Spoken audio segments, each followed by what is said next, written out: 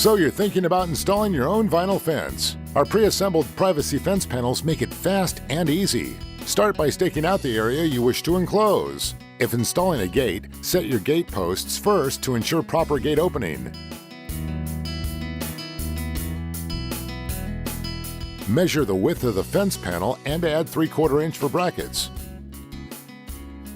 Dig first 2 post holes, 10-inch wide for 5-inch posts or 8 inches for 4-inch posts, and secure your first post with gravel and concrete. Drop second post into pre-dug hole. Our patented slide lock brackets make installation a snap. Just attach dovetails to both posts. Slide brackets into the end of all rails, and slide brackets above installed dovetails and securely lock bracketed panel into place. After panel is attached, add concrete to the second hole, level and plumb. Now your first panel is complete.